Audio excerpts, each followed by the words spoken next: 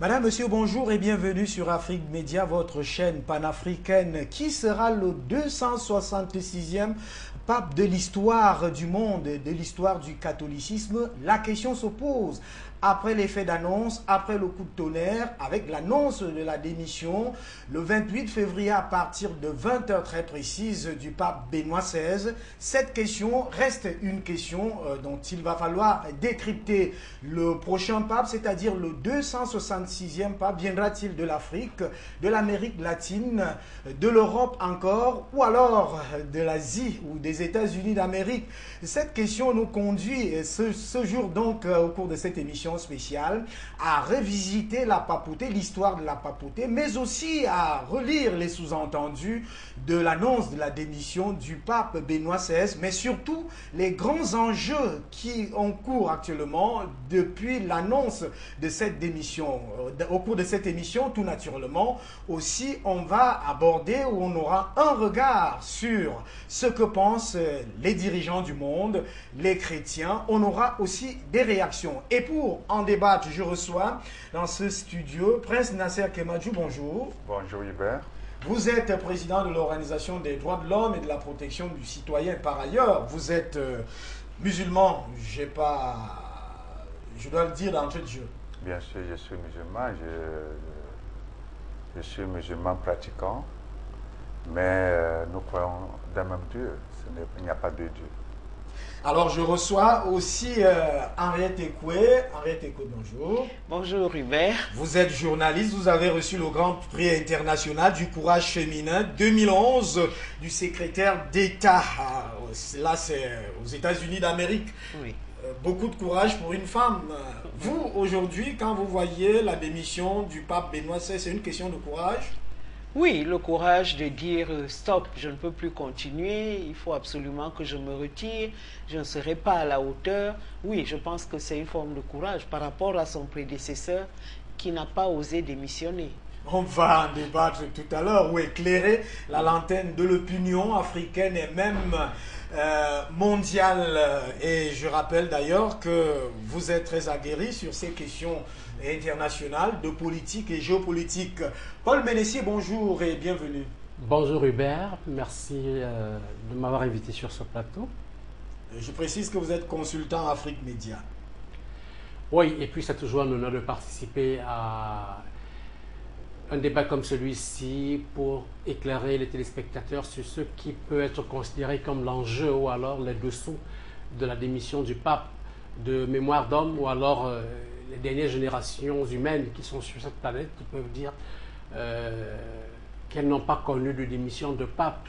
Jusqu'ici, il faut aller très loin dans l'histoire pour rencontrer un cas de démission. On peut donc se poser la question, qu'est-ce qui change? Qu'y a-t-il de nouveau? Qu'y a-t-il de révolutionnaire dans cette démission? Qu'est-ce qui fait problème? Et je crois que nous allons essayer ensemble de décrypter ces aspects cachés de la démission pour voir si on peut lire entre les lignes de la démission, du texte de démission de Benoît XVI quelque chose de particulier.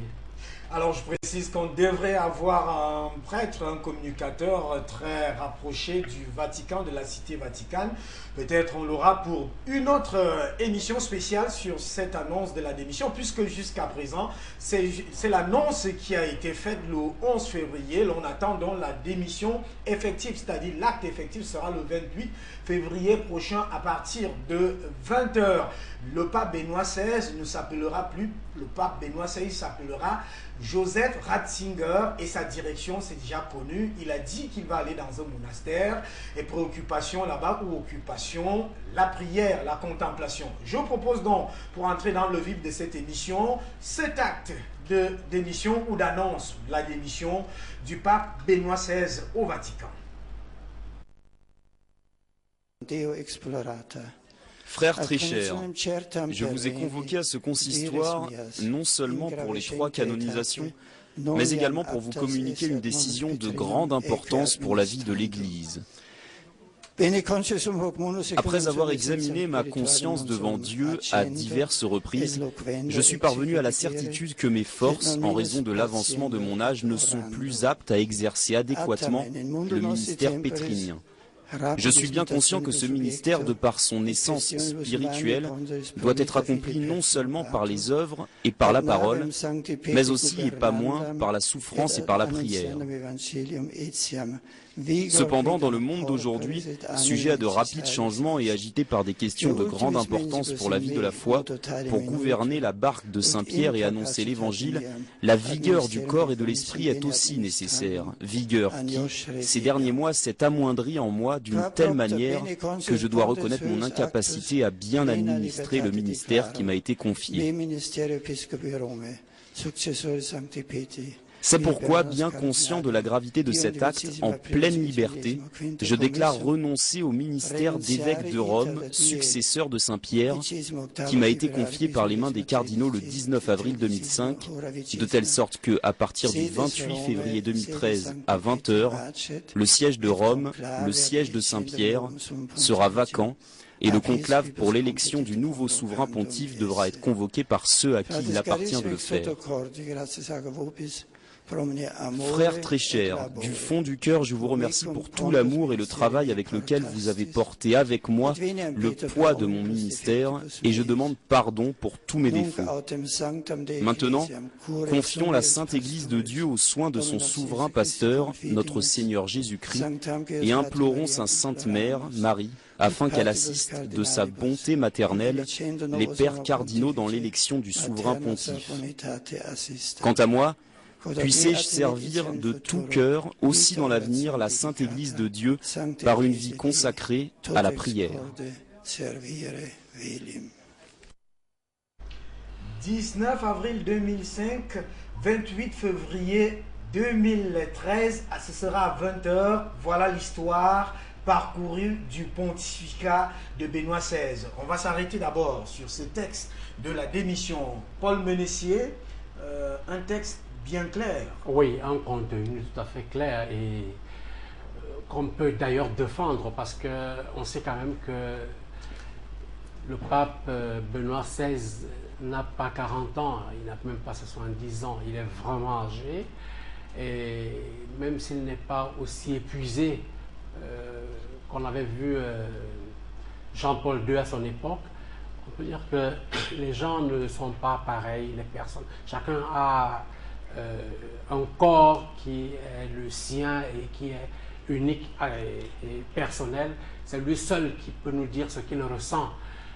Au-delà de ce que l'on connaît des charges administratives qui reviennent à l'évêque de Rome, parce que c'est un chef d'État, il est le président du Vatican, donc il a un certain nombre de tâches administratives qui sont déjà assez importantes. Il y a l'obligation canonique du prêtre, qu'il est obligé de faire une messe tous les jours que Dieu a créé, tous les jours que Dieu lui a donné. En plus de ça, il doit participer à la prière du temps présent chaque jour. Donc c'est une obligation canonique. Quand vous mettez et la prière du temps présent et la messe quotidienne qu'il devra lire absolument chaque jour ou participer, et vous mettez tout le reste du travail qui consiste à administrer l'Église, parce que c'est le président de la République du Vatican. Vous comprenez qu'il est possible, quand il parle de fatigue, que l'on comprenne qu'à son âge, il ne puisse plus assumer toutes ces tâches. Jean-Paul II l'a fait, mais cela ne veut pour autant pas dire que tout le monde peut y arriver. Donc je peux comprendre la fatigue qu'exprime le pape Benoît XVI.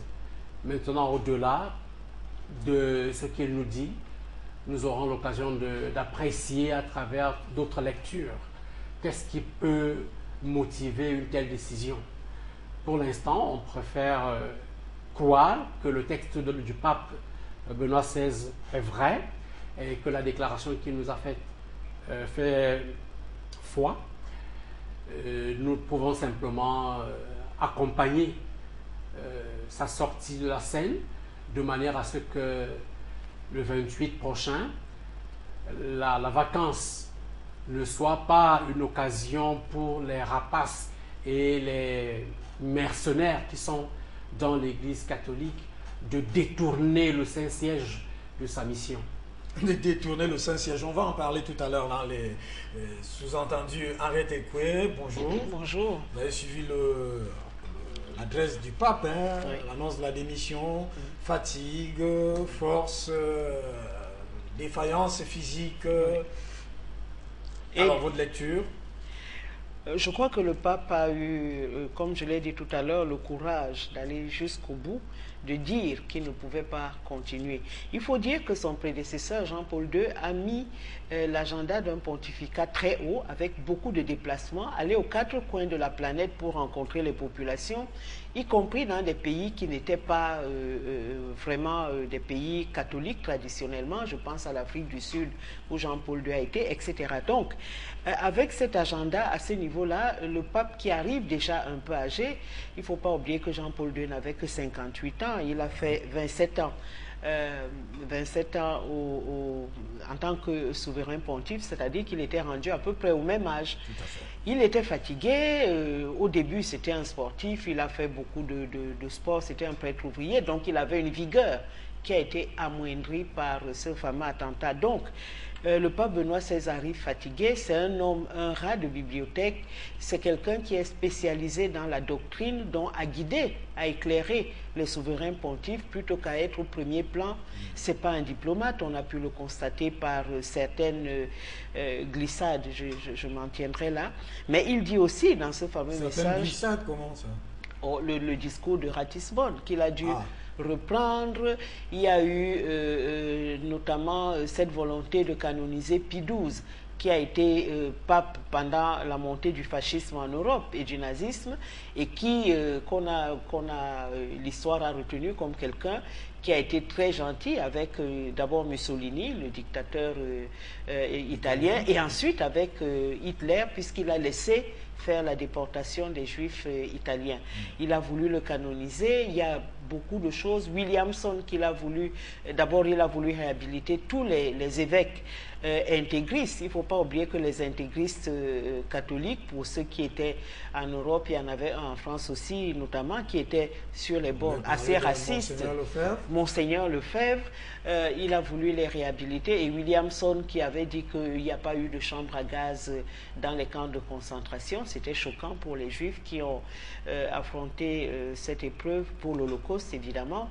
Donc il y a eu des choses comme ça qui ont montré dans son pontificat qu'il était quand même resté assez conservateur. Alors, est-ce qu'il était le meilleur pape au XXIe siècle?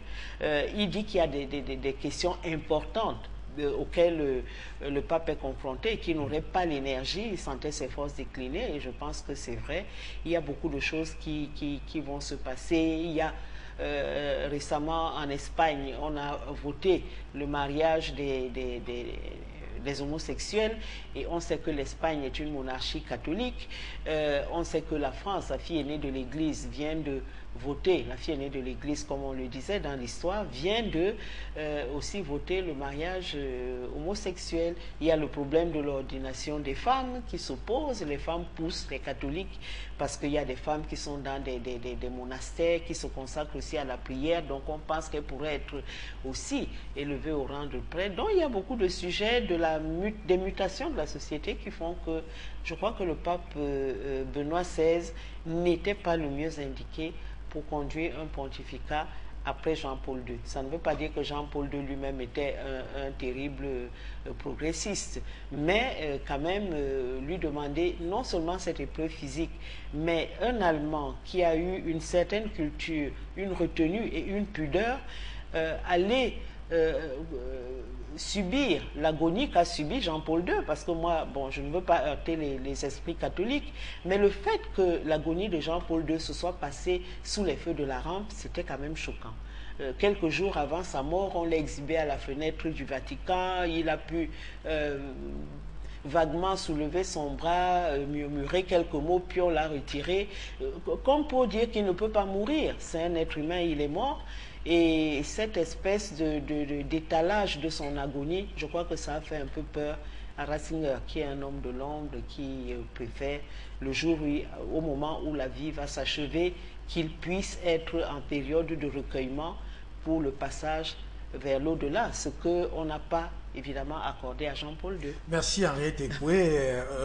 Je précise qu'on va revenir en profondeur tout à l'heure sur...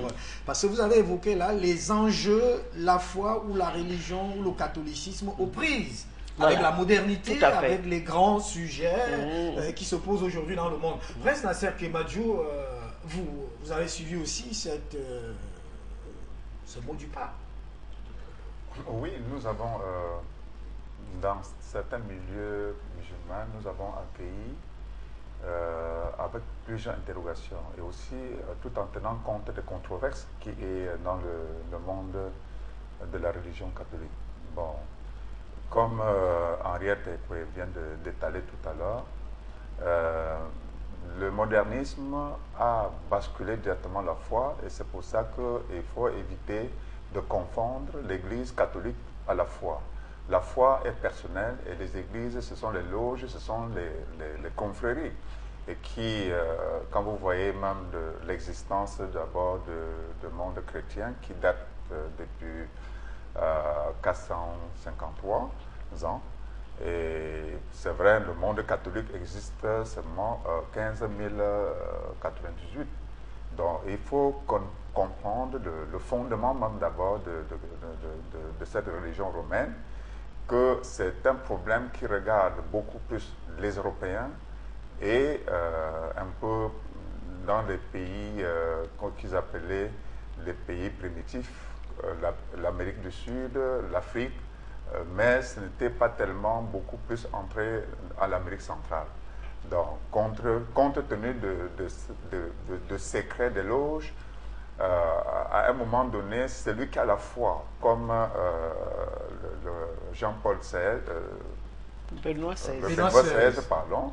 Benoît XVI, je pense que c'est un homme de foi, et s'est limité à écorer même le problème, la problématique de sa santé, ou c'est la fatigue, ou c'est quoi que ce soit, parce que jusqu'à preuve de contraire, nous n'avons même pas encore suivi que Jean-Paul XVI, Benoît XVI, a été malade. Bon, de deux, il n'a même pas dit dans sa lecture de quel mal, de quelle fatigue souffre-t-il. Mais je retiens quand même qu'il parle de la vigueur et de l'esprit. L'esprit peut être brisé à cause de l'incompréhension, c'est-à-dire qu'il a été incompris dans le monde où il y a une agression tant politique que morale par des hommes politiques qui veulent utiliser l'Église à faire de ça un monde nouveau en créant des institutions tolérant la pédophilie, l'homosexualité, l'avortement, etc. Et ce qui choque certains hommes de foi. Et comme je répète toujours, quand vous voyez un peu le village de Benoît XVI, oui. qui est l'Autriche, parce qu'il est d'origine allemande, en 2006, il y a eu une défection énorme, une vague défection dans la Bavière en Allemagne. Oui, en Allemagne. C'est effectivement dû à ces prêtres qui sont accusés de la pédophilie, qui détruisaient les vies des enfants et tout ça dans l'église. Bon, bref, je dis à mon avis, pour celui qui a la foi, il a dit clairement, il se remet à Dieu, il rentre dans son monastère pour vraiment mieux se reposer. Vraiment, il est fatigué parce qu'il est incompris par l'homme. Alors, vous, c'est l'incompréhension. Henriette Ekoué a évoqué tout à l'heure. Vous avez quelque chose à ajouter? Vous avez évoqué, on peut dire cela, les contradictions actuelles dans le monde, qui se posent en réalité, comme d'ailleurs le pape Benoît XVI l'a dit lui-même, un monde où le relativisme est devenu monnaie courante, le syncrétisme, c'est ce qui sévit. Vous pensez, la presse parle peut-être d'incompréhension, mais vous avez évoqué ces problèmes, on va entrer tout à l'heure. Vous avez quelque chose à dire là-dessus? Non, je veux juste dire qu'en plus, quand on est un pape, on prend des coups. Et le pape, en quelques années, a pris beaucoup de coups. Il y a cette association des victimes de la pédophilie qui lui reproche de n'avoir pas eu plus de courage pour excommunier ceux qui avaient été convaincus de pédophilie. Il y a eu cette accusation d'avoir protégé, du temps où il était enseignant en Allemagne, dans son pays, d'avoir protégé un prêtre qui a été convaincu de pédophilie par la suite. Donc, il est au front et il prend beaucoup de coups et il n'a peut-être pas la force de soit de les rendre, soit de changer comme on voulait absolument qu'il puisse changer à l'époque. Alors, on va revisiter un peu l'histoire de la papauté. Je rappelle que lorsqu'on parcourt, on a dit tout à l'heure, 265e pape, c'est le pape Benoît XVI, puisque le pape Jean-Paul II était le 264e et le prochain pape, ce sera le 266e. On va du 1er siècle jusqu'à pratiquement au 13e, 14e siècle avec le schisme d'Orient, la période du grand schisme d'Orient et Docteur Paul Menessier, avant de prendre cet élément, lorsqu'on regarde quand même l'histoire de la papauté, c'est quand même une histoire mouvementée. Oh oui, 264 papes avec le précédent, avec Jean-Paul II. Il faut surtout reconnaître que depuis le premier pape, c'est après Jésus-Christ, après Saint-Pierre, parce que dans la tradition de l'Église, Saint-Pierre, de l'Église catholique, Jésus-Christ confie le siège à Saint-Pierre et Saint-Pierre le laisse à Lain. Et Lain est considéré comme le premier évêque de Rome, ou dans le troisième dans la lignée, parce que Jésus-Christ est considéré comme l'incarnation même de l'Église à Rome, suivi de Saint-Pierre et puis de Lain. Et après Lain, il y a donc une suite de papes avec beaucoup d'histoire, mais il y a surtout une compétition qui se dégage dans cette papauté. Et jusqu'à Jean-Paul II, il faut dire que la majorité des papes ont été absolument des Romains, c'est-à-dire des Italiens. Oui. Donc, à un moment donné, les Français, Allemands, parce que avant Benoît XVI, il y a également eu un autre pape qui était allemand, et je crois qu'en dehors de celui-là, on n'a pas connu un autre. Ça fait que le siège est âprement discuté depuis qu'il existe par des puissances qui sont tapis à l'ombre, mais qui donnent l'impression qu'il y a un vote religieux inspiré par la foi pour décider de qui sera pape. Mais c'est toute une affaire politique qui est dans le choix du pape. Donc, l'arrivée de Benoît XVI avait été âprement négociée parce que ces deux évêques italiens qui ne s'entendaient pas, donc l'évêque de Gênes à Genova et l'évêque de Florence, Firenze en Italie, ces deux évêques étaient en quelque sorte les prétendants au trône, à la succession de Jean-Paul II. Et on a tout fait en Italie quelques jours avant que la conclave ne commence. Conclave, oui. Voilà, que le conclave, ils n'ont pas pu, ces deux évêques n'ont pas pu, ces deux cardinaux. Ils sont évêques, mais en même temps cardinaux, parce qu'il faut avoir le statut.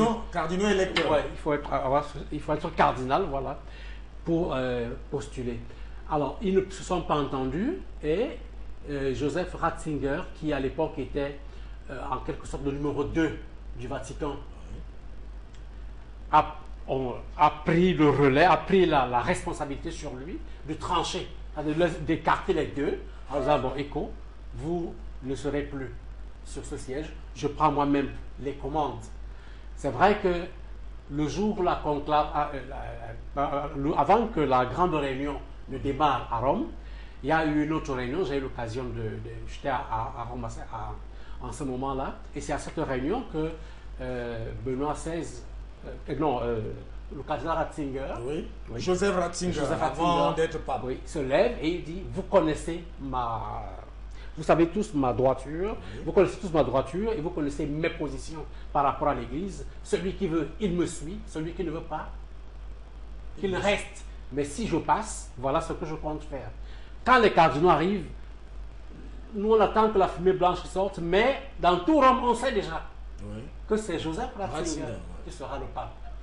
Donc je dis, la conclave qui va commencer le 29, on peut, si ceux qui sont proches de l'Église ou des coulisses de l'Église pourront déjà vous dire qui est-ce qu'on aura choisi avant, pour dire que c'est un siège certes qui émane de Jésus-Christ selon la tradition de l'Église, mais c'est aussi un siège où il y a des luttes de clans, de personnes, de sectes, des luttes politiques. Et voilà, l'histoire de la papauté n'est pas une histoire simple, c'est une histoire assez complexe. Je ne pense pas ici avoir dit quelque chose d'important sur cette histoire, mais voilà quelques éléments qu'on peut rapidement observer pour comprendre que dans la vie ou bien l'élection ou alors le statut de ce personnage qu'on appelle pape, il y a toute une histoire. Alors, le conclave, le prochain sera convoqué. D'ailleurs, le pape Benoît XVI a été assez clair. Le conclave sera convoqué par ceux qui en ont la charge et la responsabilité. Je vais vous proposer pratiquement une image qui nous renvoie dans ce palais des papes. Palais, comme vous dites vous-même, il émane certainement de Jésus-Christ, puisque c'est Jésus-Christ qui choisit Pierre et que Pierre, en réalité, consacre, en fait, décidant de consacrer Rome à cette charge et laisse le deuxième pape après lui, en fait, le premier après lui, c'est-à-dire le pape Lin. On va vous proposer de suivre d'abord ce palais, parce que c'est aussi une question, elle est religieuse, mais c'est une question de pouvoir, de puissance, qu'il va falloir peut-être aujourd'hui comprendre, comme le message de Benoît XVI semble le dire, qu'il faut ramener les choses à la simple expression humaine. Reportage d'abord. Le pape en captivité, le centre historique d'Avignon, le palais des papes, le domaine épiscopal et le pont d'Avignon. La ville d'Avignon est située sur les rives du fleuve du Rhône, dans le sud de la France. Elle fut le cœur du monde chrétien il y a environ 700 ans. Le pont Saint-Bénézé a été rendu célèbre par la chanson enfantine sur le pont d'Avignon. Malheureusement, une grande partie du pont s'est effondrée en raison des inondations. Pendant le Moyen-Âge, c'était un point stratégique très important. La cathédrale de Notre-Dame-des-Dons s'élève au sommet d'une petite colline surplombant la ville. Le trône du pape se situe juste derrière la cathédrale. Le pape, chef de l'Église catholique, a été retenu en captivité ici en Avignon au XIVe siècle. Clément V a dû quitter Rome pour Avignon sur ordre du roi de France. Le roi voulait renforcer l'influence française en Europe en utilisant le pouvoir de l'Église. On a surnommé cet événement l'exil des papes en Avignon. À proximité de la cathédrale, un édifice impressionnant, c'est le palais pontifical. Ses murs font 50 mètres de haut afin de protéger le pape.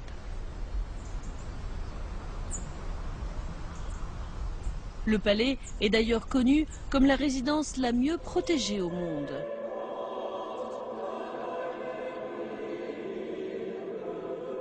Une chapelle, la résidence du cardinal, les casernes des chevaliers, un tribunal et un centre pour les impôts se sont logés à l'intérieur de ce vaste château de 15 000 mètres carrés. Dans la chambre papale, des motifs inspirés de la nature en décorent les murs et les planchers. Cette fresque peinte, représentant des scènes de chasse, recouvre les murs de la chambre du cerf. Beaucoup d'artistes sont venus s'installer ici avec le pape. Avignon est devenue une ville prospère et sa population a été multipliée par 5, atteignant 30 000 habitants.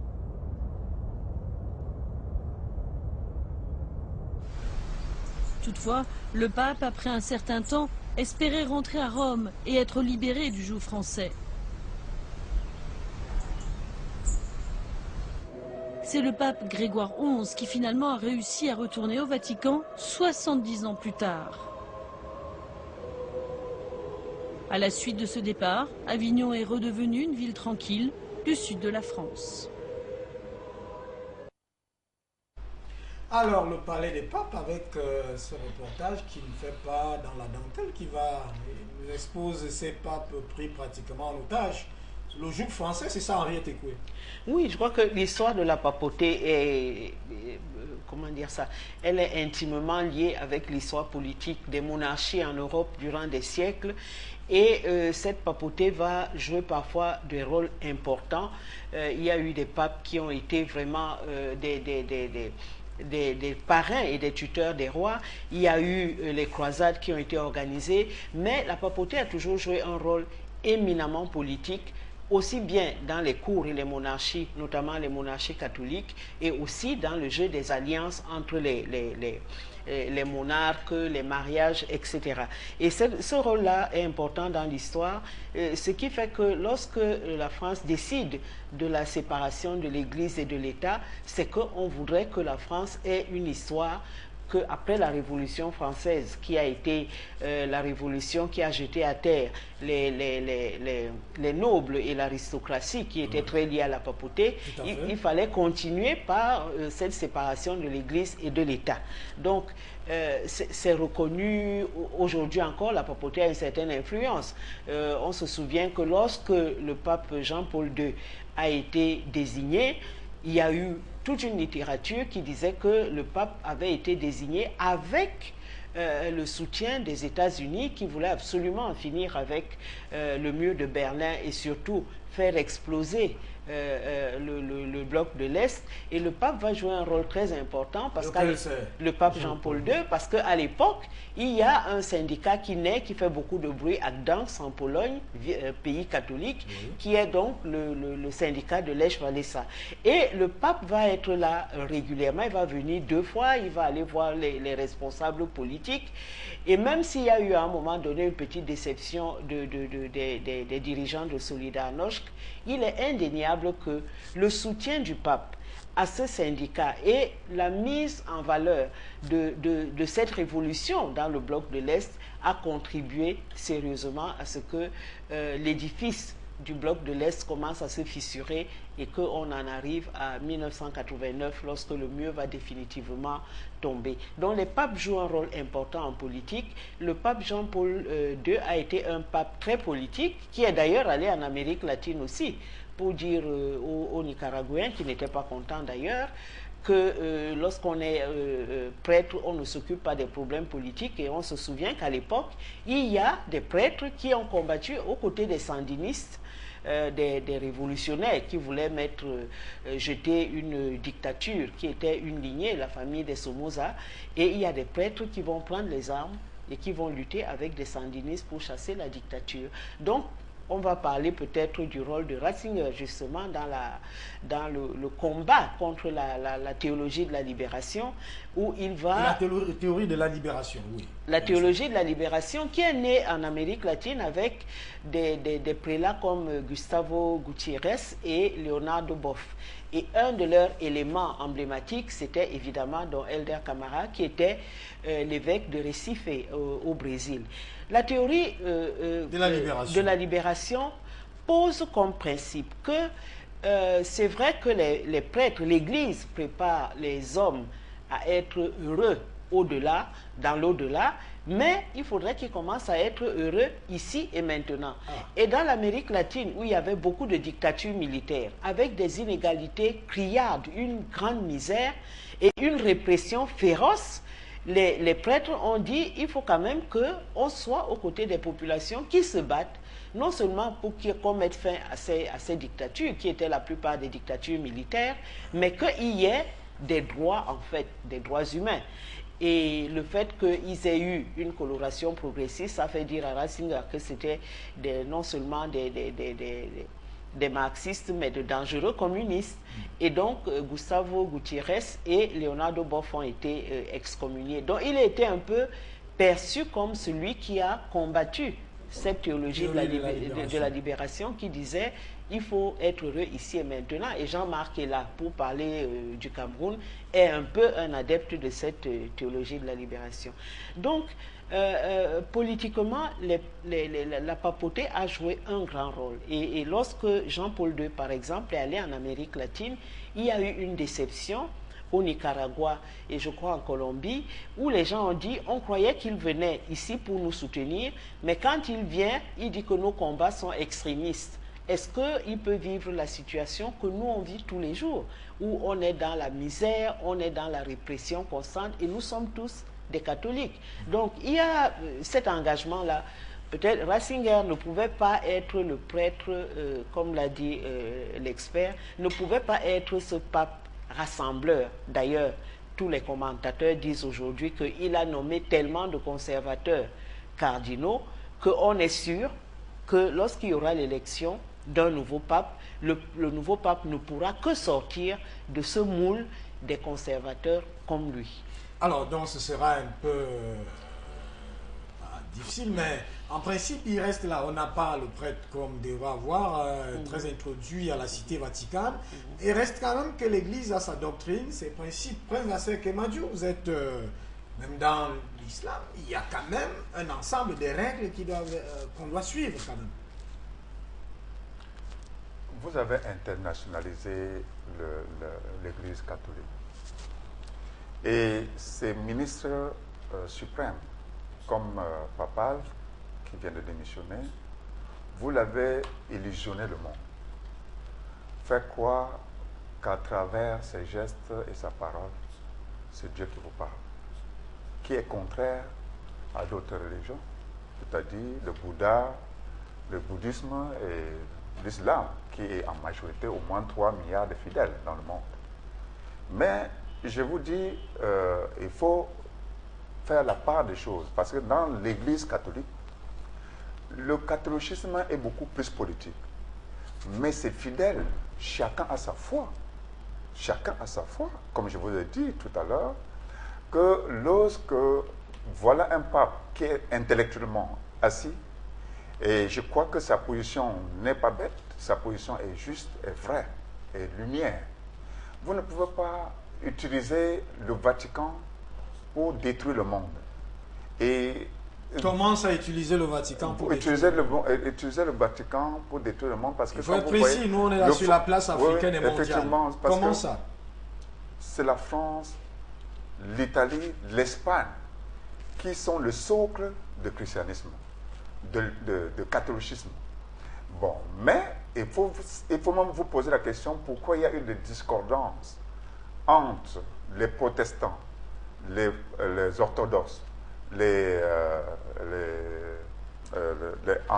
anglicans. On a parlé de ça tout à l'heure, le grand schisme d'Orient. Le grand schisme d'Orient. C'est à cause de ces incompréhensions des hommes que les loges catholiques sont allées directement créer leur loge à part à Rome. Et maintenant, quand vous voyez comment ça fonctionne, dans tous les sales coups, tant de génocides, tant de participation à des guerres ou à des conflits, les religieux catholiques sont là. Ce n'est pas des hommes de foi, c'est des hommes qui sont utilisés politiquement par des fractions des pays puissants, soi-disant. Ah, vous faites la différence entre l'Église sainte catholique et une autre fraction de l'Église qui serait utilisée? De l'Église qui serait utilisée. Parce que quand vous allez aux États-Unis, certains dossiers sont bâclés depuis 1950 à cause des accusations avérées, où les papes se sont impliqués dans la pédophilie, l'homosexualité et tout. Donc, si c'était une autre religion, je crois qu'on devait déjà le juger, l'interpeller, mais ça n'a jamais été interpellé. Ça reste encore dans le dossier secret. Quand vous lisez le livre blanc du Vatican, où c'est toujours un des proches des évêques qui a sorti, je dis que c'est un grand scandale qui pose des interrogations. Est-ce qu'on doit continuer comme ça? Est-ce qu'il ne faut pas s'arrêter pour regarder, voir la réforme? Voir la réforme et renoncer, parce que quand... La réforme de quoi? La réforme dans le monde religieux, dans le monde chrétien. Quel que soit le pape qui viendra, il ne peut pas ne pas aller en France. Comment est-ce qu'il va et sera reçu par un pouvoir souillé? Comment? Mais Jésus a quand même reçu les pécheurs. Mais écoutez, je parle, vous savez, le prophète n'est pas Dieu. Il faut éviter, je ne voudrais pas qu'on tombe dans cet amalgame.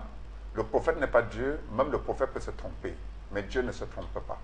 Vous ne pouvez pas valider un mariage pour tous et que le lendemain, le pape soit reçu en grande pompe par l'esprit des démons. Ce n'est pas possible. Et quand vous voyez l'Espagne qui a déjà validé le mariage pour tous, l'Angleterre, la France hier, ils ont voté. Ils ont déjà voté. Ça met le monde catholique, parce que c'est eux le fondateur c'est eux-mêmes les pays fondateurs de l'Église catholique, de l'Église romaine. Où aujourd'hui, quand on parle de la fornication, de l'impureté, que ce soit maintenant ces hommes d'État qui le font, il y a problème. Il y a problème, on vous comprend dans votre ligne, sauf que vous faites vous-même d'ailleurs mieux de dire qu'il y a une distinction qu'il faut faire, il y a une affaire d'homme, il y a une affaire de Dieu et de l'Église. Henriette Ekwe, vous... Oui, je voulais un peu parler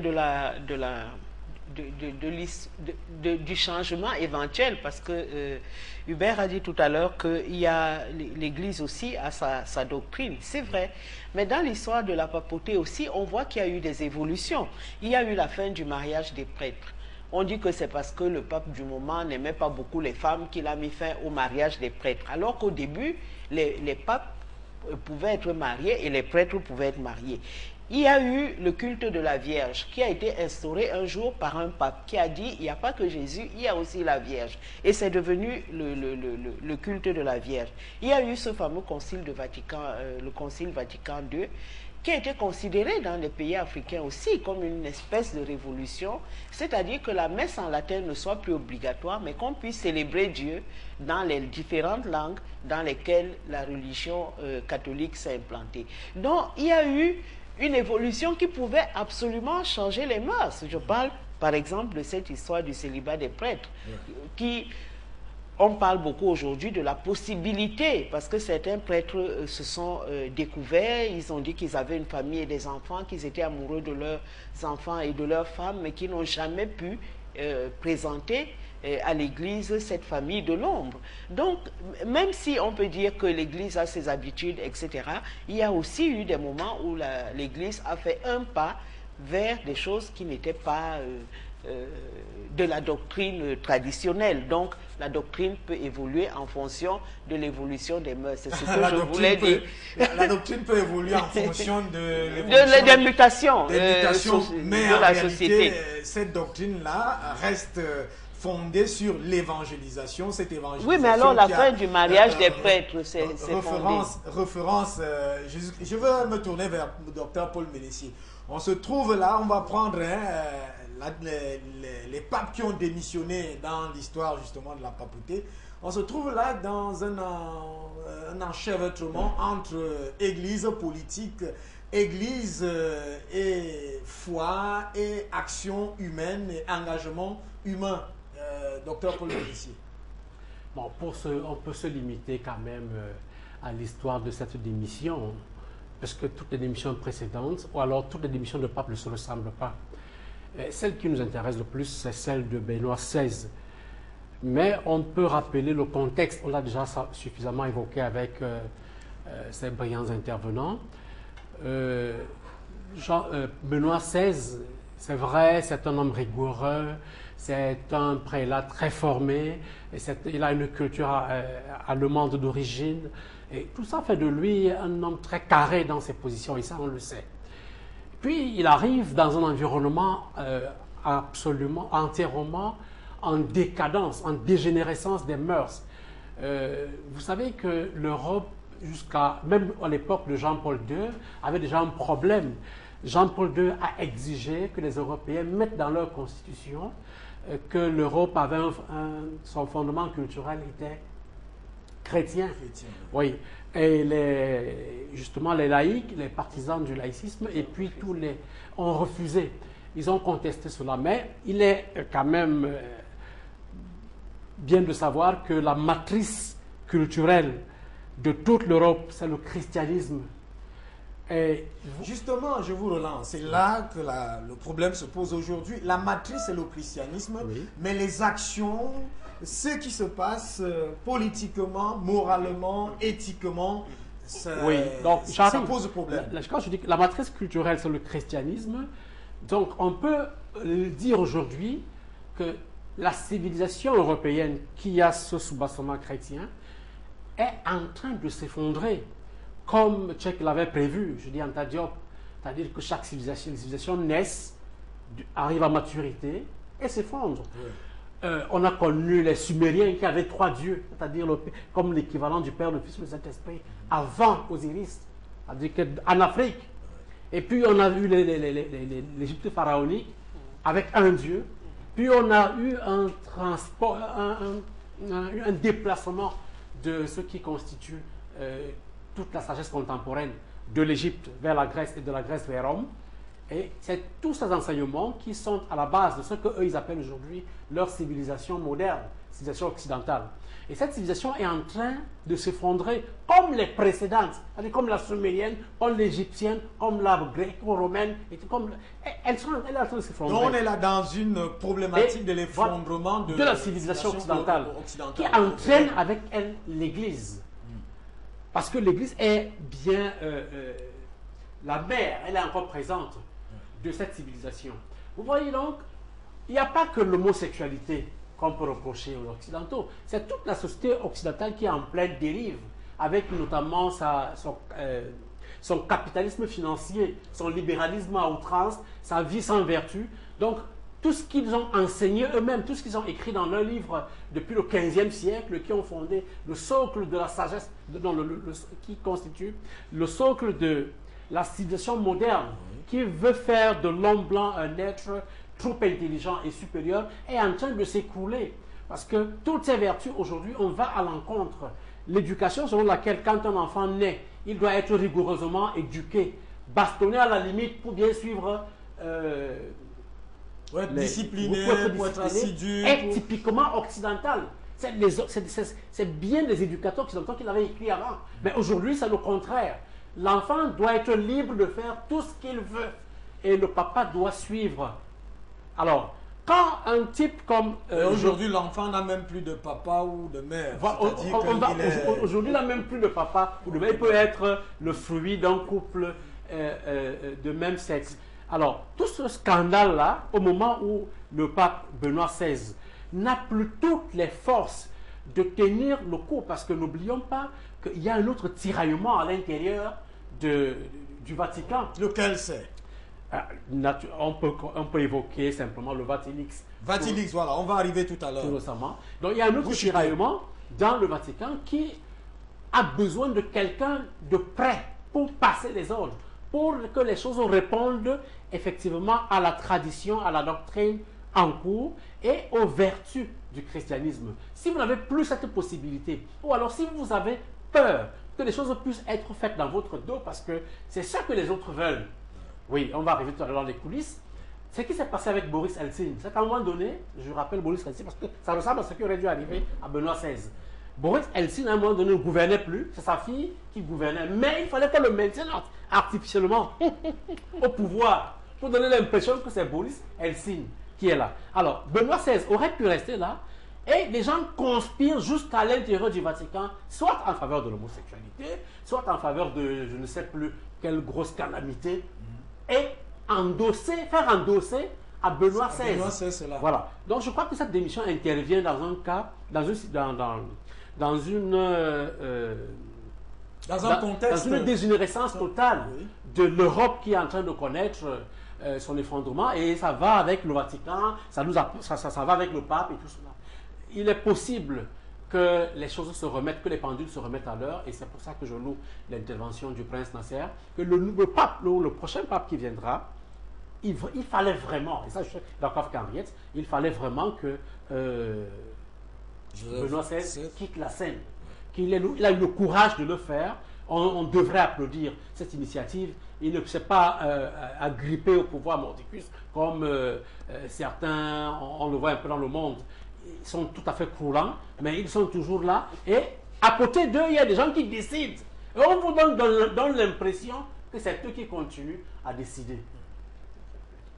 On peut penser que la démission, dans ce contexte, tout s'explique. et qu'elle est en faveur de l'humanité. Merci en faveur de l'humanité, cette humanité aujourd'hui, comme le disait le pape Benoît XVI lui-même. On va dire que l'année de la foi dans l'Église va survivre au pape Benoît XVI parce qu'il a lancé une année de la foi parce qu'il était inquiet des fondements de cette foi dans le monde. Je propose, on va suivre très rapidement, vous savez, ça fait près de 600 ans que le dernier pape avait démissionné. On va aller voir ce reportage. 600 ans qu'un pape n'avait pas pris une telle décision. Si l'annonce de Benoît XVI est soudaine, elle n'est pas une première dans l'histoire. Elle n'est pas non plus une si grande surprise. Benoît XVI avait déjà évoqué publiquement la possibilité d'une démission en 2010 dans son livre d'entretien Lumière du monde. Si un pape se rend compte clairement qu'il n'est plus capable physiquement, psychologiquement ou spirituellement d'accomplir les tâches de sa fonction, il a le droit et, selon certaines circonstances, l'obligation de démissionner. Aujourd'hui, Benoît XVI, 85 ans, affaibli, ne se sent plus la force d'assumer la fonction de pape. Il renoncera à son ministère à 20 h le 28 février prochain. Commencera alors une période de sede vacante, de siège vacant, avant la désignation du successeur de Benoît XVI.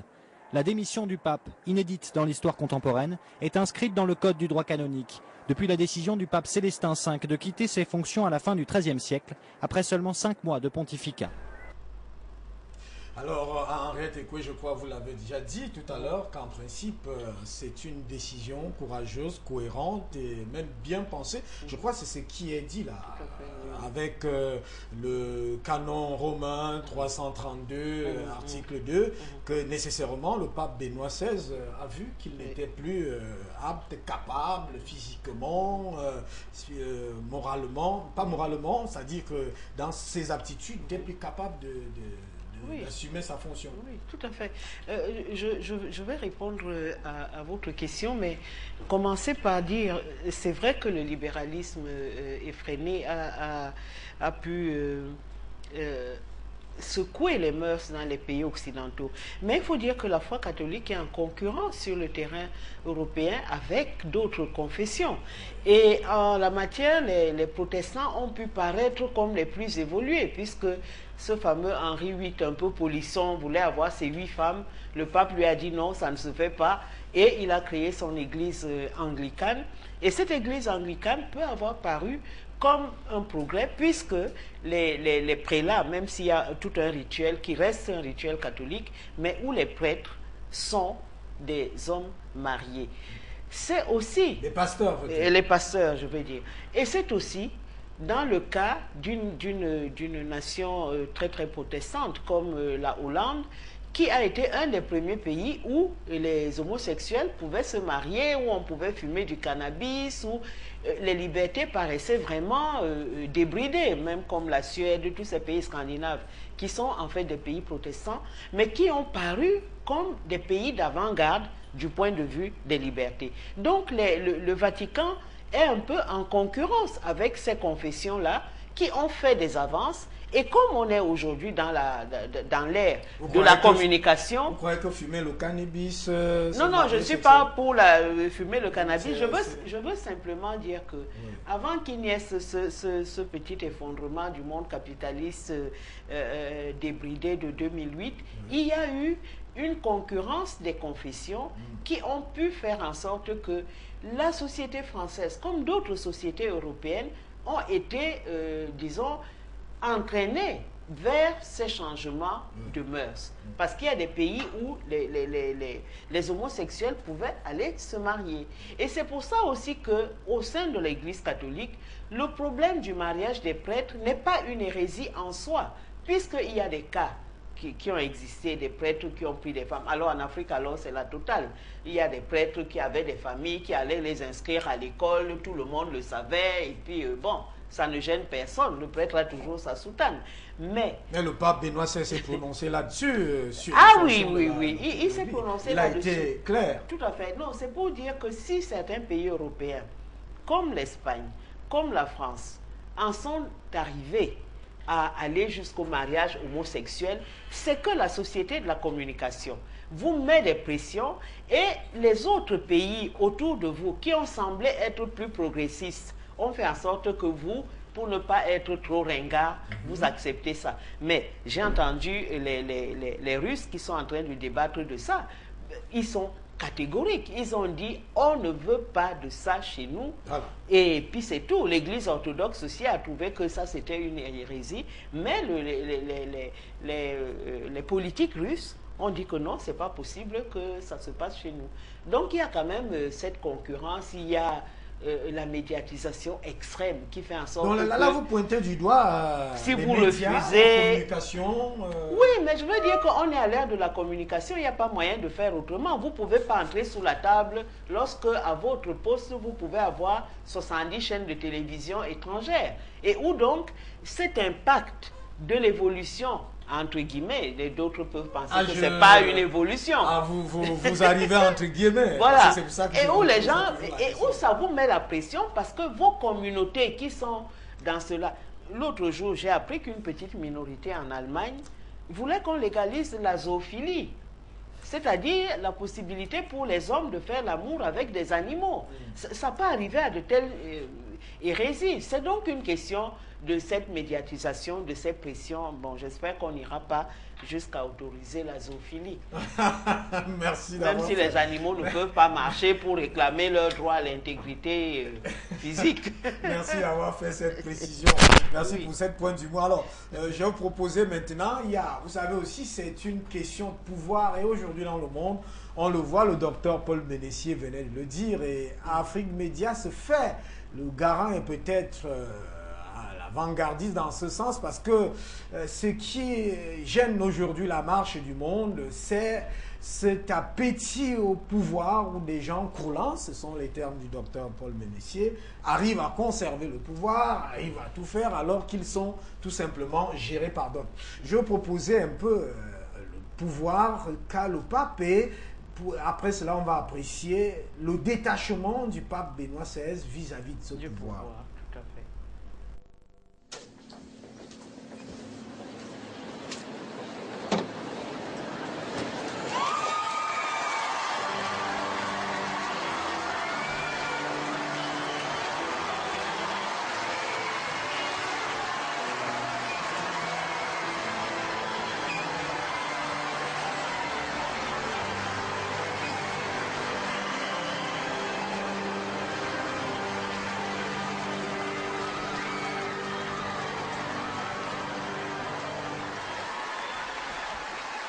D'où vient la joie? Pour qui et pourquoi cette jubilation et cette ferveur? D'où vient ce qui les fascine? Quel est ce pouvoir? D'où vient la grâce? Au cœur du palais, inaccessible et fermé, les archives secrètes. Il y a là toute la mémoire du Vatican depuis 1000 ans. Lettres adressées au pape, réponses, notes, rapports de nonces, légats, ambassadeurs, toutes scrupuleusement conservées et classées, pape après pape. C'est la vie politique et sociale du monde chrétien qui se trouve ici au secret. Depuis peu, quelques historiens ont eu accès aux périodes des magistères de Pie XI et Pie XII, c'est-à-dire la période qui va de 1922 à 1958. Tout le reste est encore inaccessible. Alors, vous l'avez bien vu comme moi, docteur Paul Ménessier. La question ici, pour nous, c'est le pouvoir. Oui, comme je disais tout à l'heure, le pape Benoît XVI n'est pas seulement un prêtre, n'est pas seulement l'évêque de Rome, mais c'est aussi le président du Vatican, avec toutes ses ramifications mondiales, les nonciatures apostoliques à travers le monde. Donc c'est une grosse organisation, une grosse machine qui influence la vie de la planète à son niveau. Peut-être que l'influence que le Vatican crée n'est pas la même que celle des États-Unis ou de la Chine. Mais Henriette l'a dit tout à l'heure, on sait combien le Vatican a pesé pour la fin du communisme en Pologne. Et on sait également que du sommet de sa dictature au Cuba, Fidel Castro a été obligé presque, parce qu'il a dit qu'il ne voulait pas recevoir Jean-Paul II. Il lui a dit j'arrive. Et il s'est rendu au Cuba. Et ça a apporté un changement dans le traitement des chrétiens. Oui, quelques ouvertures chez Fidel Castro dans le Cuba en fait. Donc, il y a quand même tout un pouvoir dans les règnes du Vatican, et celui qui a la charge du Saint-Siège est un super président. C'est un super président, vous allez l'observer. Il n'y a aucun pays dans le monde où il n'est pas reçu avec les honneurs d'un chef d'État. Mais au-delà des honneurs du chef de l'État, il est capable. Le Jean-Paul II l'a fait à Libreville. Il est capable de faire signer, il a fait signer à Bongo. Ah oui, Bongo. Oui. Un document, c'est un document spécial de l'Église catholique qui, c'est un document que vous signez pour garantir au pape que vous allez protéger les chrétiens, protéger le fonctionnement de l'Église et lutter contre un certain nombre de sectes qui envahissent ou alors qui font la conquête du pouvoir en Afrique. Vous savez que depuis quelque temps, on parle beaucoup de loges, par exemple, chez nous en Afrique, et que ces loges prennent le contrôle d'un certain nombre de chefs d'État et même de gouvernement. Toutes ces loges sont en concurrence entre elles, et l'Église catholique est également en concurrence avec la loge. Les derniers documentaires qu'on publie sur la franc-maçonnerie, on vous dit que le combat de la franc-maçonnerie est essentiellement dirigé contre le pape aujourd'hui. C'est-à-dire qu'il y a comme un désir pour ces loges de tout faire pour émasculer la présence de l'Église catholique au sein de la direction politique de certains États. Et cela veut dire que l'Église catholique est en guerre. En conflit, voilà, c'est le terme. En conflit contre tous ces réseaux. Et cela ne peut pas se faire si on n'a pas un quelconque pouvoir. Ici, nous ne parlons pas de pouvoir mystique ou de pouvoir divin. Il y a un pouvoir structurel en tant que pape, président du Vatican, au sommet d'une organisation millénaire, riche, bien structurée, bien organisée, et qui a participé à des conquêtes, qui a emmagasiné des lingots d'or, il faut le dire. Hein. Des richesses. Oui, des richesses à travers la planète. Donc c'est une grosse machine qui absolument confère le pouvoir à celui qui accède à ce siège. Et il est important que celui-là, en réalité, gère effectivement... C'est par là que je vais chuter. Oui. Alors, quel que soit celui qui arrive au Saint-Siège, il prend possession de ce pouvoir. De même que si vous êtes président au Sénégal, vous prenez possession de tout ce qu'il y a comme bien au Sénégal. De même que ce président en Guinée équatoriale aujourd'hui, vous prenez possession de tout ce qu'il y a comme recette pétrolière. On en parle beaucoup ces derniers temps. Donc le plus important, ce n'est pas de prendre, mais de s'en servir pour la cause de l'humanité. Et pour l'Église, de s'en servir pour l'avancée ou pour la continuité de la mission du christianisme. Alors, il se trouve carrément que dans la gestion du pouvoir, l'être humain est tellement corrompu que même le pape parfois, ou alors même les évêques ne résistent pas à se servir du pouvoir pour leur propre compte. Et c'est pour cela qu'on peut applaudir la démission du pape Benoît XVI, parce qu'il y a des gens qui continuent à penser que non, il aurait dû rester, quelle que soit sa fatigue, quel que soit son état physique, il aurait dû rester pour continuer à protéger quoi? Qu'est-ce qu'il protège en ce temps-là? Quand il n'a plus la capacité, mais il n'a même plus la vision de ce qui est en train de s'opérer au sein de son Église. Qu'est-ce qu'il va contrôler? Donc, il faut savoir se détacher du pouvoir, parce que tout pouvoir, on parle ici de l'Église, tout pouvoir vient de Dieu, c'est écrit dans la Bible, mais le pouvoir est tel que, vous voyez, le pouvoir, la connaissance, la Bible, la sagesse, tout ceci, c'est des dons, c'est des écrits, c'est des connaissances qui sont immuables, c'est des connaissances qui sont universelles, et c'est des connaissances qui sont faites pour le bien de l'humanité. Par contre, les hommes qui s'en servent ne sont pas forcément destinés à créer le bien. Ils ne sont pas forcément appelés à servir cette cause. Mais parfois s'y retrouve en train de gérer ses pouvoirs au détriment même, soit de la foi quand c'est l'Église, de l'Église quand ce sont certains évêques et certains prêtres qui sont à la tête. On a vu beaucoup de prêtres excommuniés ces derniers temps. On a vu beaucoup d'évêques entrer en dissidence avec le Saint-Siège, oui. Toujours pour des intérêts de pouvoir. Merci, docteur. Je crois qu'on doit apprendre, on doit tirer une leçon, c'est celle du détachement, qui est même une vertu que l'Église enseigne, savoir se détacher du pouvoir et savoir restituer le pouvoir à qui le doit. Est-ce que, Henriette Ekwe, le pape donne une leçon aux dirigeants du monde? Il a donné une leçon aux dirigeants du monde, aux dirigeants africains. Oui, bien sûr, aux dirigeants africains. Je vais dire avant d'arriver là que Ratzinger est un homme des bibliothèques, c'est un professeur, c'est un doctrinaire. Et son pouvoir, il le pense, est ailleurs. Ce pouvoir est dans sa capacité à influencer l'orientation de la doctrine et l'orientation spirituelle des papes qui se sont succédés et auxquels il a été vraiment, comment dire ça, la matière grise, l'éminence grise, voilà le mot. Donc, son pouvoir, il pense que son pouvoir est ailleurs. Ce n'est pas dans la gestion de la grande machine. Ceci étant, c'est vrai, comme l'a dit le docteur, que la machine du Vatican est très puissante. En plus de ça, il y a des organisations comme l'Opus Dei qui sont très très puissantes à travers le monde, qui sont un des bras aussi. Ce n'est pas la franc-maçonnerie, mais c'est un des bras de l'Église catholique qui contrôle aussi tout un pan du pouvoir. On se souvient par exemple que les dictatures d'Amérique latine, les Pinochet, etc., les Videla en Argentine, étaient tous des membres de l'Opus Dei.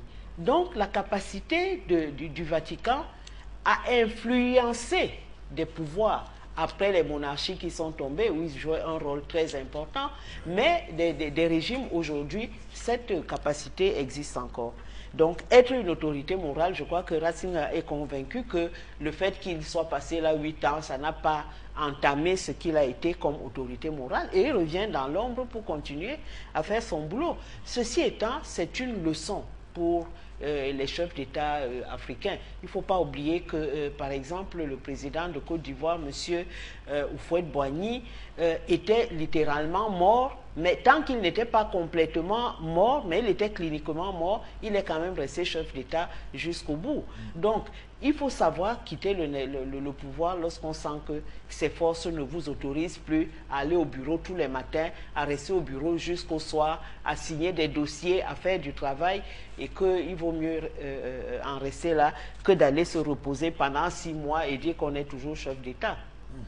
Merci Henriette Ekwe, Prince Nasser Kemadjou. Je reviens à moins que le pouvoir politique, en fait, ça c'est une leçon magistrale que le pape Benoît XVI donne aux dirigeants du monde, aux dirigeants politiques. Vous y croyez aussi certainement? Bien sûr, oui, mais en Afrique c'est tellement complexe parce que le gouvernement peut avoir la volonté de faire comme Benoît XVI, mais quand il se voit pris en otage par un clan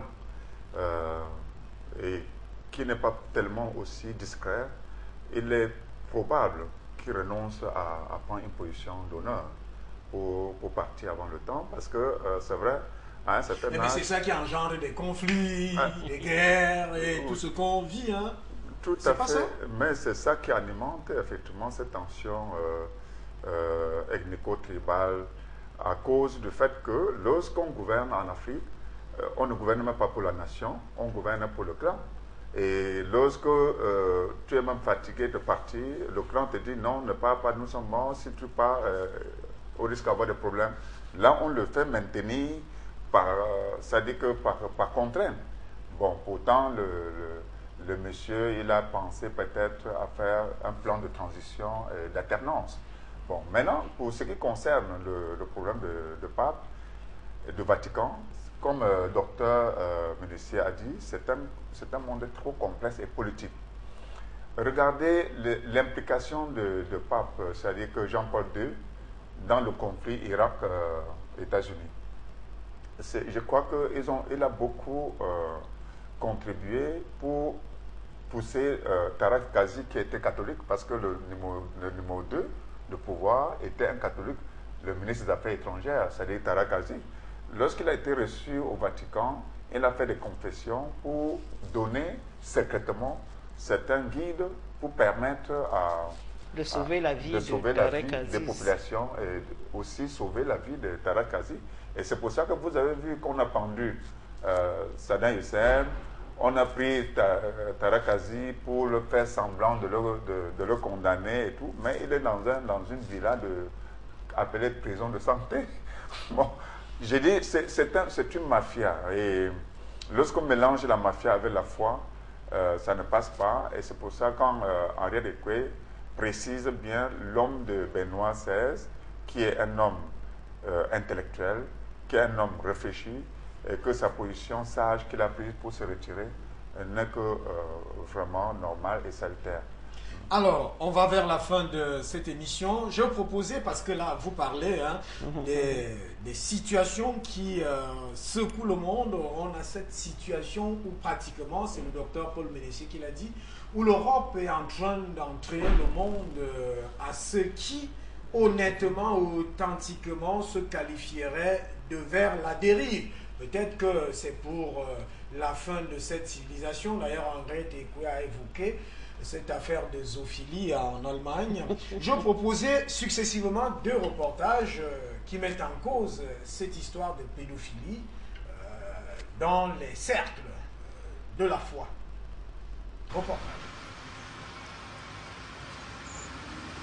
C'est ici, dans le collège berlinois Canisius, un établissement jésuite prestigieux, que les premières affaires d'abus sexuels ont été révélées il y a quelques semaines.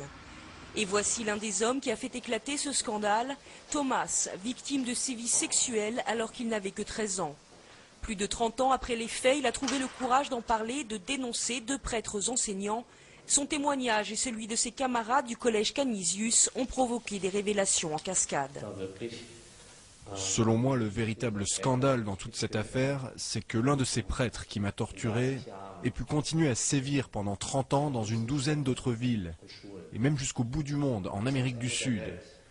Il a pu perpétuer ses crimes encore et encore sans qu'aucun de ses frères, sans qu'aucun de ses supérieurs dans la hiérarchie de l'Église catholique n'y mette un terme.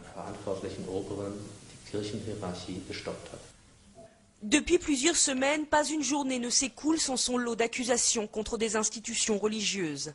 Après Berlin, le scandale a touché l'évêché de Hambourg, de Bonn, de Munich. 20 diocèses sur 27 sont concernés. Les victimes se comptent par centaines. L'Église catholique allemande est sur la sellette. La ministre de la Justice est allée jusqu'à reprocher au Vatican d'entraver les enquêtes sur les abus sexuels au sein de l'Église. Selon elle, une directive datant de 2001 qui soumet les cas les plus graves au secret pontifical aurait contribué à ériger un mur de silence. Cette lettre avait été émise par le cardinal Joseph Ratzinger, alors préfet de la Congrégation pour la doctrine de la foi, aujourd'hui le pape Benoît XVI. La ministre de la Justice a suscité beaucoup d'indignation. Le président de la conférence épiscopale allemande a d'ailleurs contesté ces reproches. Je pense que ces abus qui remontent à 30 ou 40 ans ne concernent pas que l'Église catholique, mais que ce problème a touché l'ensemble de la société. À cette époque, on ne parlait pas de certaines choses qui étaient considérées comme tabous. L'Église catholique allemande a-t-elle contribué pendant toutes ces années à étouffer ces affaires d'abus sexuels? Cette avocate qui défend une quinzaine de victimes berlinoises en est persuadée. Cette directive a montré que l'Église cherche à instruire elle-même ses affaires. Cela signifie qu'elle écarte de fait toute enquête officielle et qu'elle établit son propre état de droit. L'Église n'a eu aucun respect pour les victimes. Elle a protégé et couvert les coupables, et cela en dit long sur ses méthodes. L'Église catholique allemande a présenté ses excuses aux victimes et a accepté de participer à une table ronde organisée par les autorités. Thomas espère que l'Église dédommagera les victimes et que la loi du silence sera enfin brisée. Ce qui vient de se passer au Vatican mérite réflexion et surtout attention, et attention pour l'avenir. Les journalistes ont traité très mal cette question et c'est à la limite du scandale. ça a été une occasion de remettre en cause le pontificat de Benoît XVI, d'expliquer qu'il ne va que de scandale en scandale, que d'échec en échec. On lui fait porter la responsabilité du scandale des prêtres pédophiles, de tout ce qui est arrivé dans le cours des pontificats antérieurs. Et on lui fait également reproche de son âge. Il aurait 85 ans et le malheureux ne serait plus en état de porter cette lourde charge. Et il y a une manière de le pousser dehors qui est proprement inadmissible et qui ne va pas du tout, qui ne correspond absolument pas à la réalité, qui ne va pas au fond du problème. Aujourd'hui, on n'a pas encore toutes les données, donc par conséquent, il est inutile d'essayer d'imaginer ou de supputer ce qui a pu se passer. Mais en gros, ce qui se comprend très très bien, c'est que Benoît XVI a une politique. Il sait où il va. Et ce pontificat a été marqué au contraire de quantité de succès. Il a résolu des problèmes extrêmement difficiles sur la question précisément des prêtres pédophiles. Il est allé d'épiscopat en épiscopat en obligeant les épiscopats à assumer leurs responsabilités, ce qu'ils ne faisaient pas. Et il a mis un coup d'arrêt à cette affaire vraiment et dans un bon sens, c'est-à-dire en essayant de faire la clarté et puis de voir les raisons. Il faut bien comprendre que s'il y a tant de scandales dans l'Église, cela tient à ce qu'il y a eu un amollissement de la foi et un amollissement de la discipline. Bon, et ce n'est pas Benoît XVI qui en porte la responsabilité. Donc le devoir de Benoît XVI, c'est de rétablir et la foi et la discipline. Et il le fait avec beaucoup de charité, beaucoup de bienveillance, mais beaucoup de fermeté aussi. Et c'est ça, finalement, ce qu'on lui reproche. Et on voit bien que ce soit dans cette affaire, soit des légionnaires du Christ, soit des prêtres pédophiles, que sais-je, dans toutes ces affaires, il a une ligne de conduite. Il en a de même une à l'égard de l'orthodoxie. On voit très bien qu'il veut un rapprochement, en particulier avec le patriarche de Moscou, Kirill, qui pense comme lui sur un certain nombre de sujets. Il a une politique extrêmement ferme à l'égard de la communion anglicane et de la communion luthérienne. Et il sait très bien ce qu'il veut. Il connaît très très très bien l'anglicanisme, il connaît très très bien le luthéranisme. Et il sait très bien dans quelle direction il convient d'aller, et d'autre part, il a mis de la rigueur dans le fameux dialogue interreligieux pour que l'Église ne se dissolve pas dans l'ambiance moderne qui consiste à ne croire à rien. Près d'1,5 milliard de catholiques dans le monde attendaient ce moment. Habemus papam. Cardinalem Ratzinger. Au second jour du conclave, le 19 avril 2005, le cardinal Ratzinger est sacré pape Benoît XVI. Il a 78 ans lorsqu'il est choisi. C'est un intellectuel, théoricien originaire d'Allemagne, qui va succéder au charismatique Jean-Paul II. Ecco la croce, ma ora lasciamo la voce, ed ecco Papa Benedetto.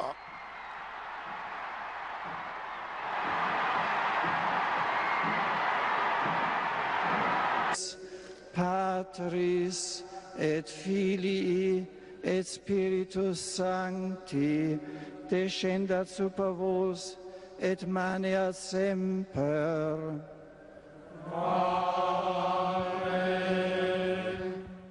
Mais un scandale aux proportions catastrophiques est sur le point d'éclater. Les annonces en cascade d'abus commis par des prêtres sur des enfants. Une affaire qui ébranle toute l'Église. Benoît XVI sera le premier pape à demander pardon. Il le fera publiquement lors d'un séjour aux États-Unis. Il m'est difficile de comprendre comment les prêtres ont pu manquer à leur mission de guérison et d'amour du Seigneur auprès de ses enfants. Nous avons profondément honte et nous ferons tout notre possible pour que cela ne se reproduise plus dans le futur. Pour certains, c'est l'héritage le plus important laissé par Benoît XVI. Une chose est sûre, il est l'homme qui a osé dire qu'il rétablirait l'image de l'Église.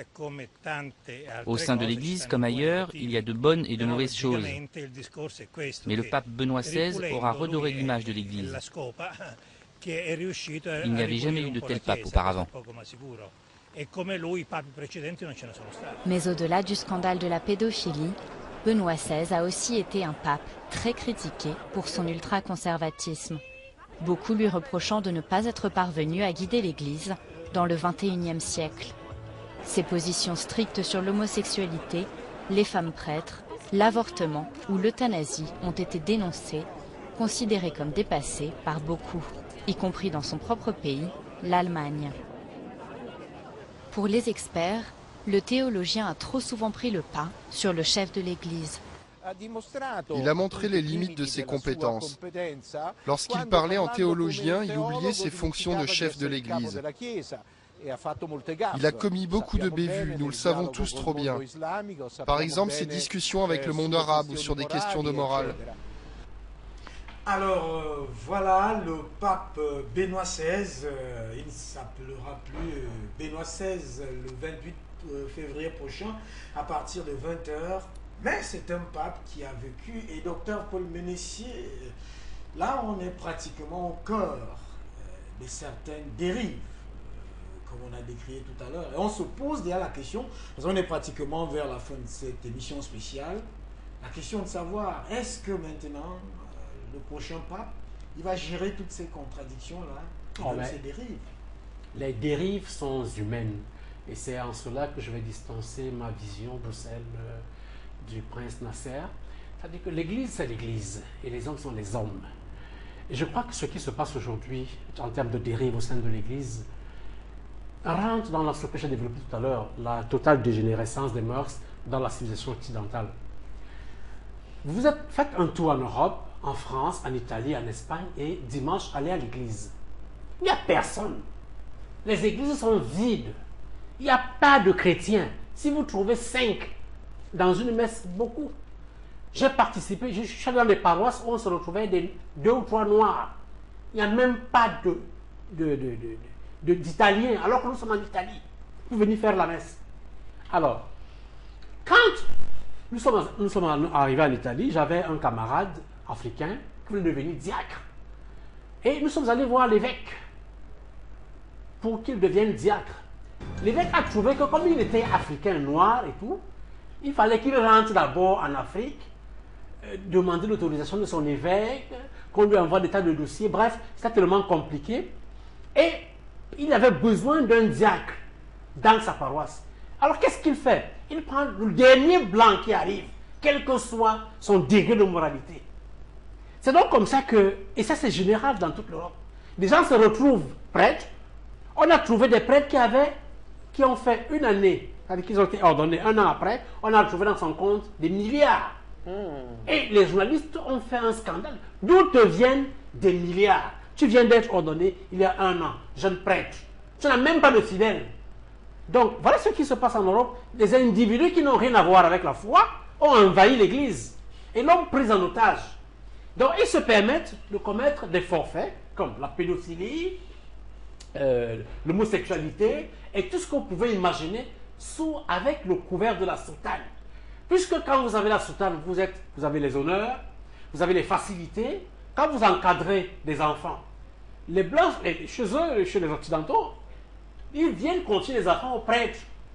Le matin, il n'y a pas de problème, c'est un homme sûr. Donc on lui confie les enfants de 1 à 5 ans pour leur donner une bonne éducation. Et comme ça, ces personnes reçoivent les enfants, ne garantissent aucune éducation, provoquent plutôt des attouchements qui vont pervertir ces enfants-là plus tard. Voilà tout le scandale que l'Église vit aujourd'hui.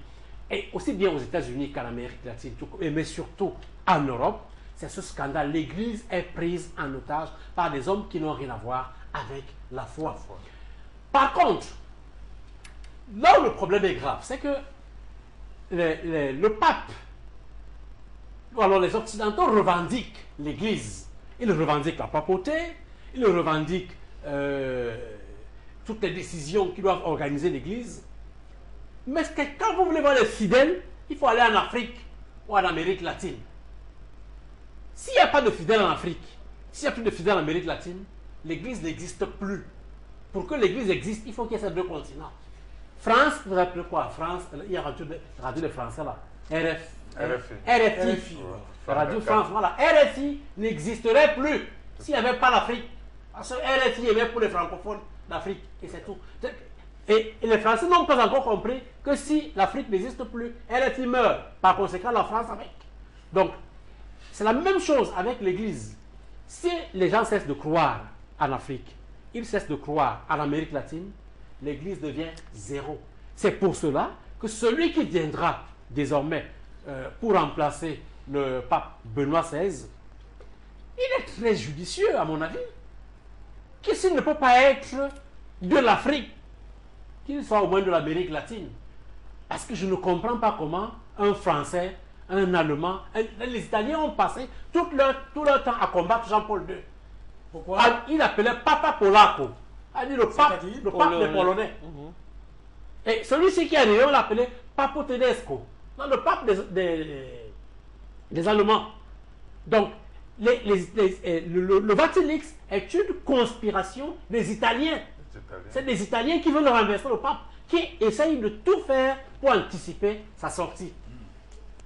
Alors, il faut que l'Église, tous ceux qui ont la possibilité de dire quelque chose ou de mettre un avis, comprennent que ce qui est en train de se produire au Vatican, ou alors ce qui va se produire dans les jours qui viennent, risque d'être une prise d'otage si on n'est pas suffisamment vigilant pour que le prochain pape soit suffisamment souverain.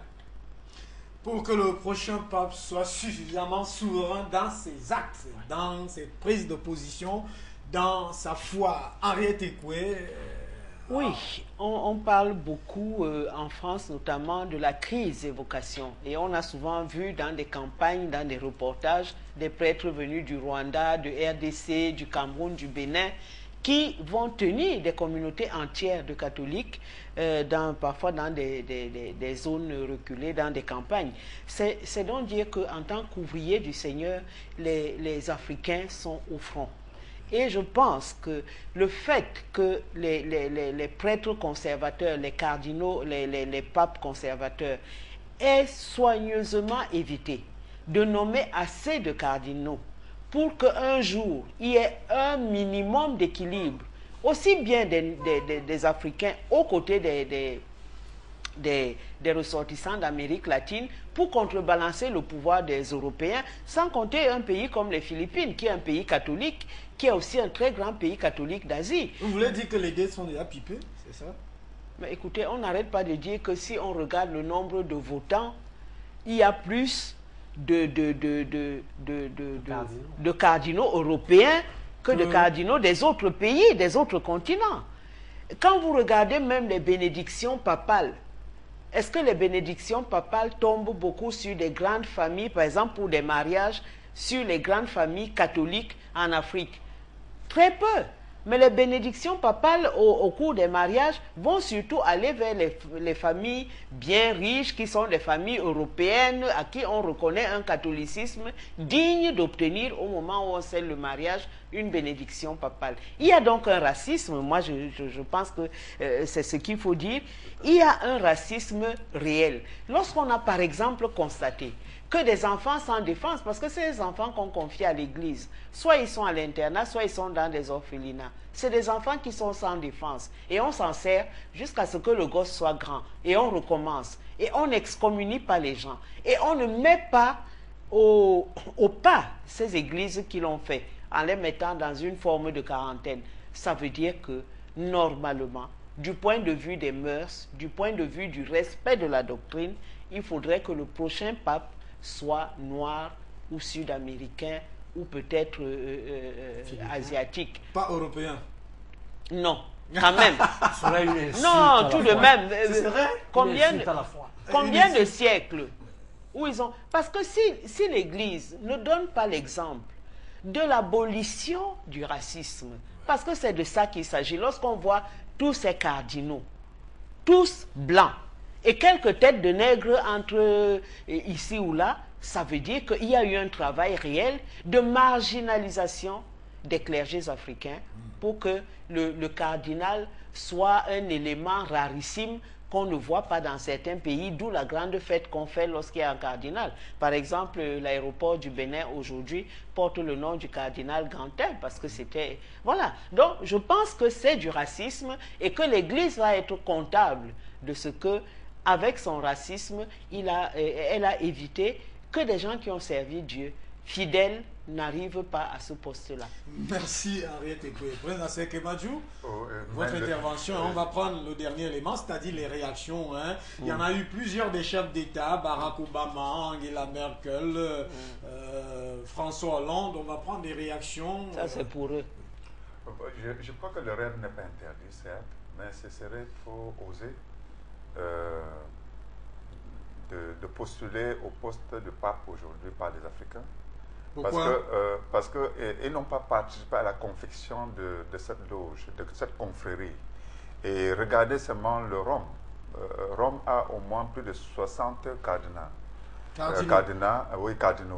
Et le reste des cardinaux sont au moins 180 cardinaux dans le monde.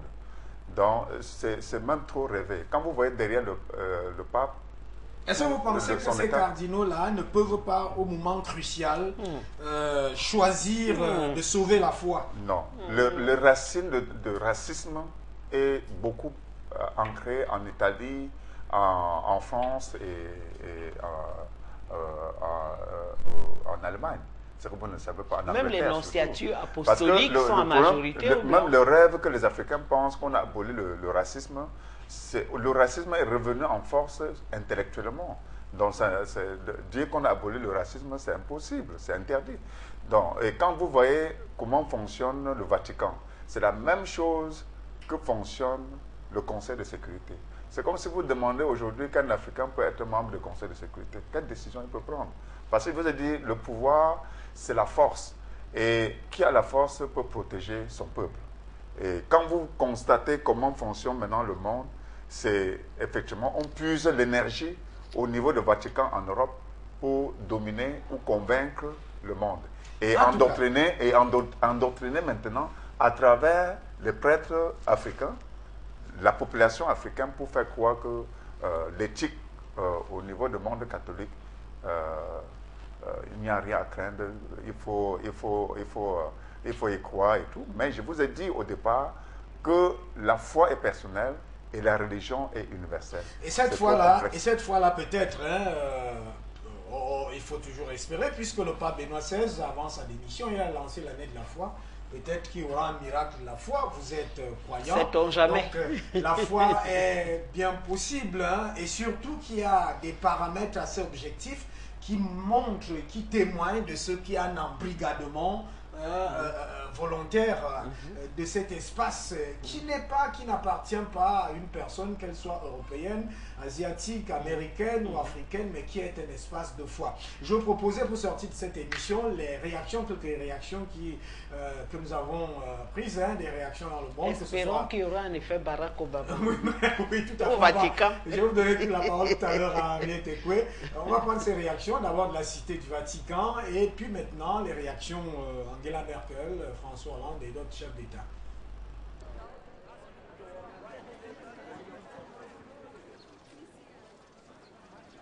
Ça me fait mal. J'ai 2 ans de plus que lui, mais ça ne me surprend pas et je crois que c'est une décision de sagesse. Je le vois comme ça. Je crois que l'Église est dans une phase de crise depuis longtemps.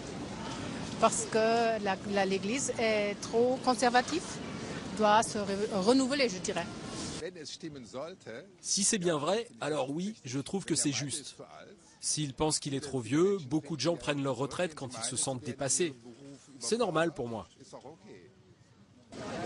Par rapport aux autres papes qu'on a eus dans le passé, qui sont restés jusqu'à la fin, j'ai du mal à y croire.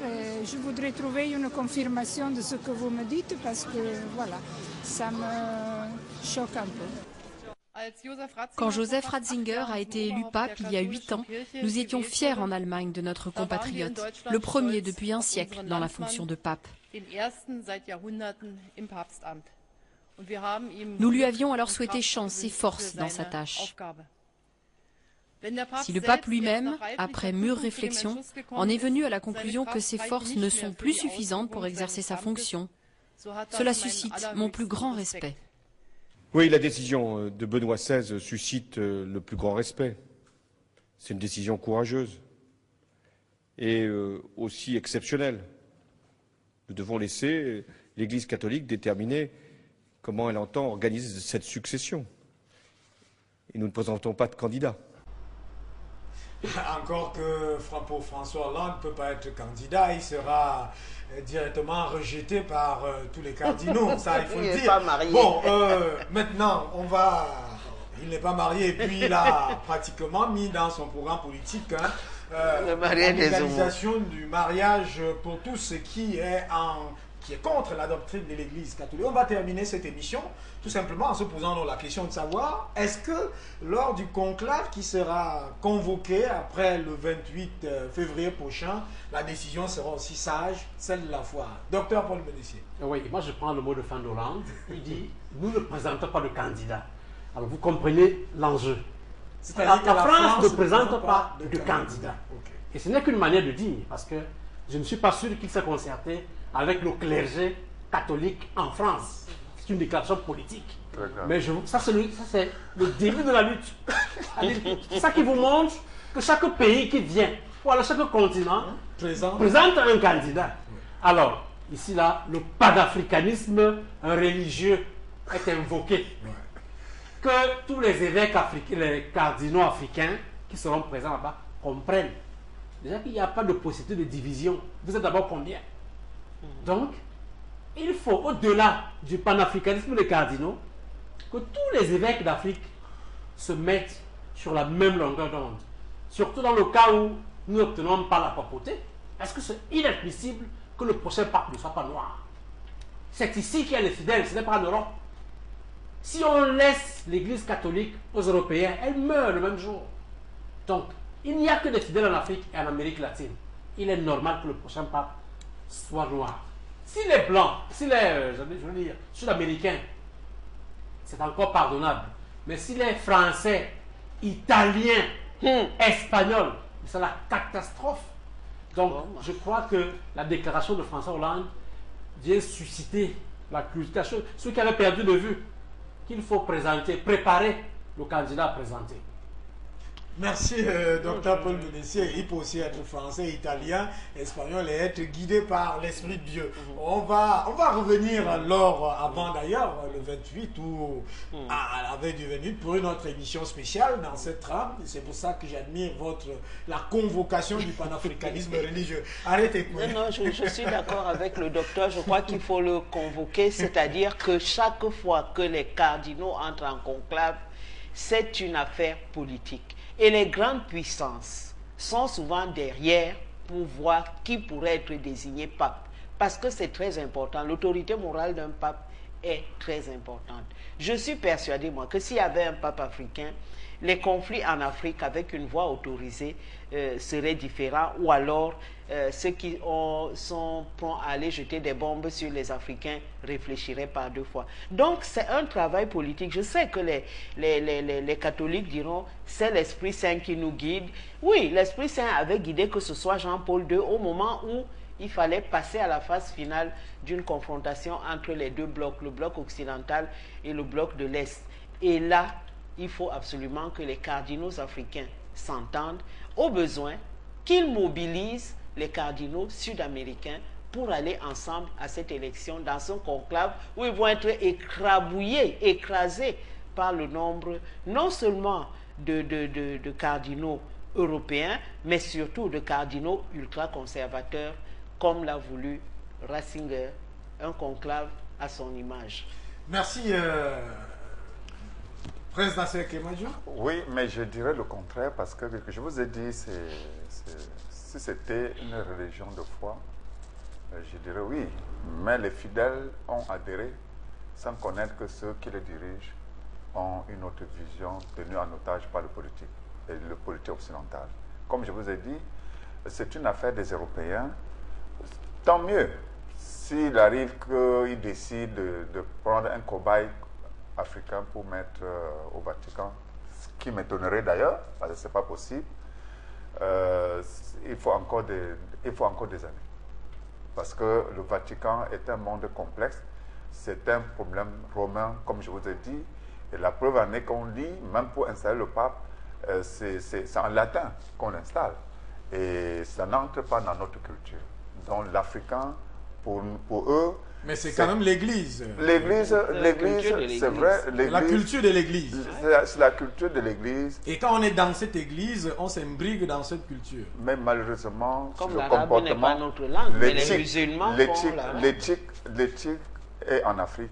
Ariette n'est pas en train de vous dire que l'arabe n'est pas la langue africaine. Ce n'est pas notre culture, mais les musulmans de chez nous doivent pouvoir prier en arabe. Mais nous prions dans aucun Coran, dans aucun sourate.